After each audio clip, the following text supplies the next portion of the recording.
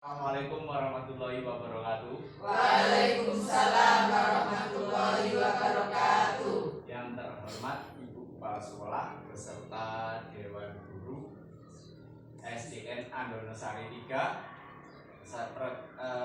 Perkenankan saya ingin izin sebentar untuk menyampaikan rencana tindak lanjut tentang tugas dari PK PJOK tentang pendidikan kebugaran jasmani melalui permainan tradisional. Tapi sebelum itu kita yel-yel dulu. Siapa kita? Guru SDN Andonosari 3. Kombel Antik, Smart and Karakter Jaya. terima kasih.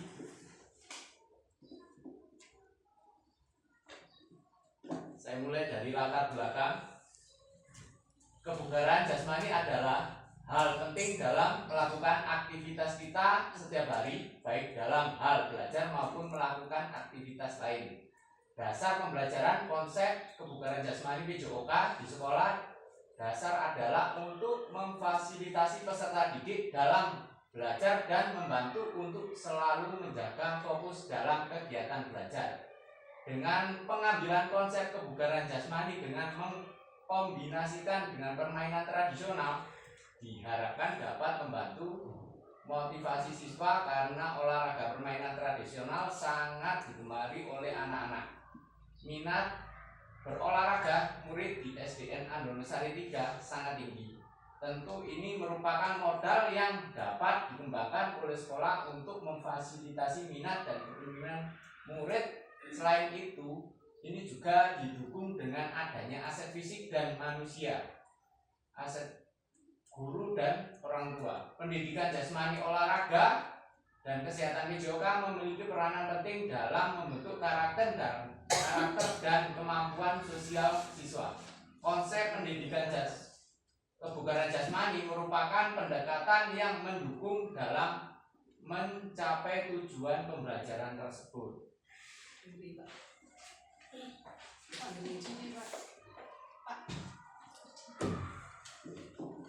Tujuan program membuat kegiatan aktivitas fisik untuk meningkatkan kebugaran murid, dapat memberikan pengalaman belajar yang berharga dan berdampak positif bagi peserta didik, mengenalkan siswa pada macam-macam permainan tradisional, membentuk perilaku siswa yang sesuai dengan profil pelajar Pancasila melalui permainan tradisional.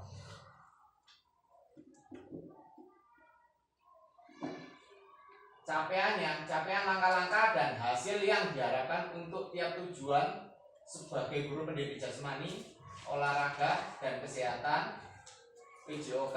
Visi kami adalah menciptakan lingkungan belajar yang inklusif dan memberdayakan, di mana setiap peserta didik memiliki kesempatan untuk berkembang secara fisik, sosial, dan emosional, dan berkomitmen untuk mendukung penumbuhan suara, pilihan, dan kepemilikan dalam diri peserta didik, sehingga mereka dapat mengambil peran aktif dalam proses pembelajaran dan merasakan dampak positif dari kegiatan olahraga dalam kehidupan mereka, dan diharapkan siswa mampu meningkatkan komponen kebugaran jasmani dan terlibat aktif dalam kegiatan pembelajaran.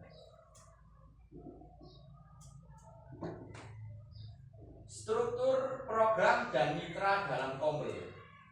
Ini penanggung jawab kepala sekolah, ketua program guru PJOK, tim pelaksana, peserta didik, dan guru orang tua. Kegiatan rutin, aktivitas permainan tradisional sesuai jadwal yang ditentukan.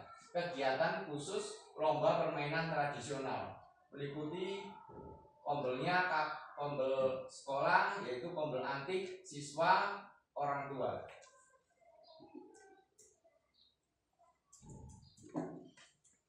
Pertanyaan tentang kapasitas yang dimiliki kelas atau sekolah.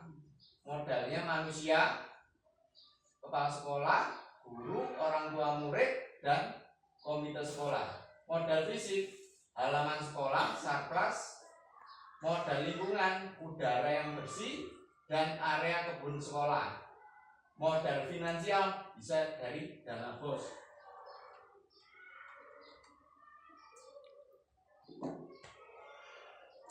Lini masa program kegiatan.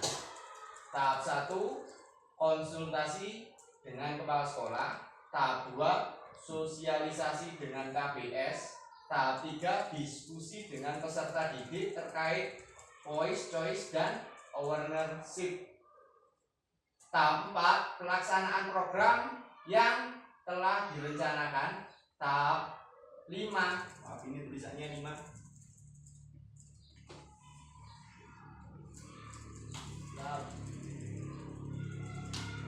Tahap 5, pelaksanaan evaluasi.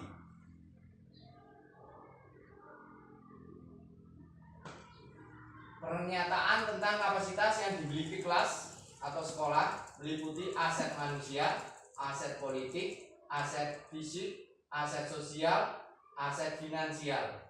Dengan aset-aset yang dimiliki sekolah, program pendidikan kebugaran jasmani melalui permainan tradisional diharapkan akan berjalan dengan baik dan dapat menciptakan pembelajaran yang berpihak pada peserta didik.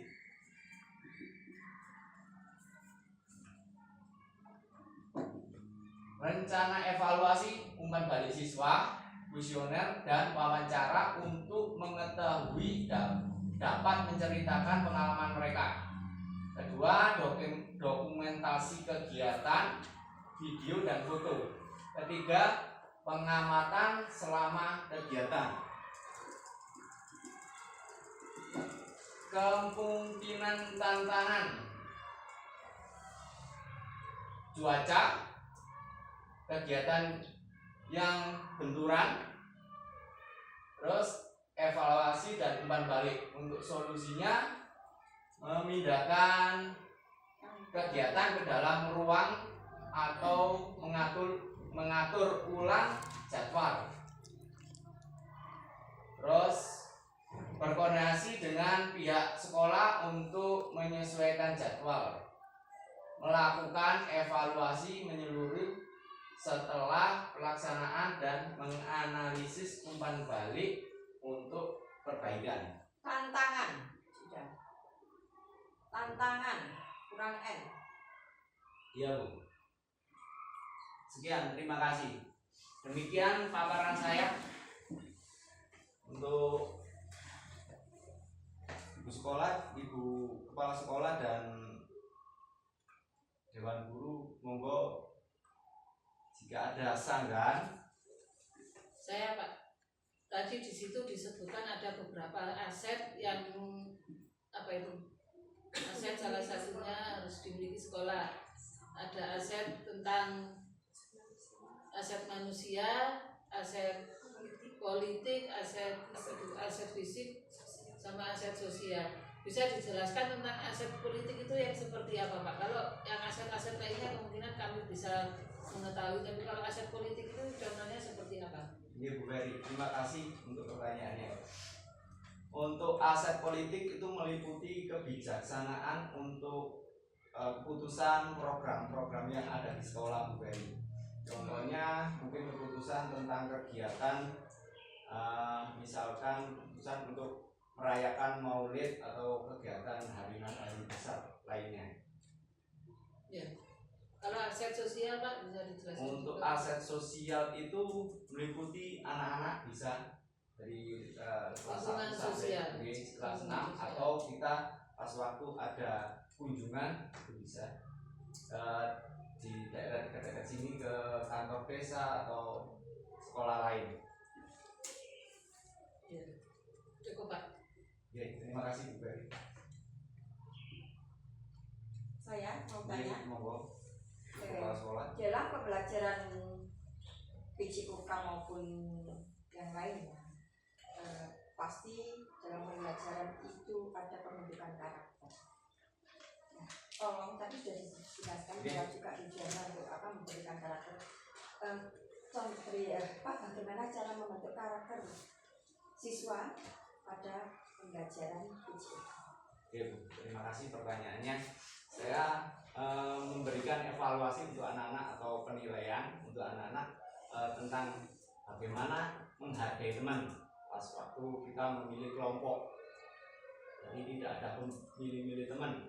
Jadi pas waktu misal kegiatan sepak bola, baik laki-laki maupun perempuan harus ikut aktif dalam kegiatan tersebut.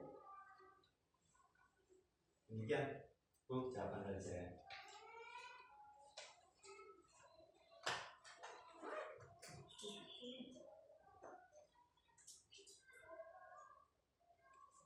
Itu kalau dalam pendidikan kelompok ya. Tapi kalau secara pribadi bagaimana pembentukan karakter itu kan apakah perlu dicontohkan oleh gurunya? Guru sebagai teladan, sebagai contoh, ya. Apakah siswa nggak mengaca seperti itu? Oh, iya Bu, terima kasih. Karena ini berkaitan dengan sikap ya. Karakter itu berkaitan dengan sikap dan perbuatan. Oke. Serta tutur kata. Contohnya saya jawab Bu. Contohnya bisa pakai seragam pas waktu olahraga, pakai seragam olahraga, datang dengan tepat waktu, memakai sepatu yang tidak terlalu tinggi untuk kegiatan olahraga tersebut, mengikuti kegiatan. Bisa saya tambahi Pak? Oke, monggo. Kalau karakter itu memang sudah bawaan anak-anak dari rumah. Jadi kita sebagai guru itu harusnya bisa memberikan contoh kepada anak-anak. Jadi apapun, karena anak-anak itu sifatnya melihat dan meniru. Jadi sebagai seorang guru, mungkin bisa saya tambahi seperti itu dulu ya. Jadi sebagai seorang guru kita itu harus bisa menjadi contoh yang terbaik buat anak-anak, biar karakter yang kita tampilkan kepada anak-anak itu bisa dicontoh. Seperti itu, mungkin seperti itu. Dan itulah. Jadi di sini pada hakikatnya itu guru ya, guru itu harus memberikan contoh. Karena memang karakter itu kan memang dari rumah gitu loh. Tapi kita harus bisa membenahi di sekolah. Di sing kurang itu dibenahi. Dan dari situlah ya apa cara membenahi. Tadi sudah dijawab sama Fen. Memang dari sikap kita aja ya yang perlu yang bisa dicontoh, baik dari tutur kata maupun perbuatan. Ya. Itu yang utama. Karena tadi bilangnya kan karakter. Lanjut. Oke, terima kasih. Monggo yang lain. Dan terima kasih atas sanggahan dan perhatiannya tentang tugas saya. Saya akhiri. Assalamualaikum warahmatullahi wabarakatuh. Waalaikumsalam warahmatullahi wabarakatuh.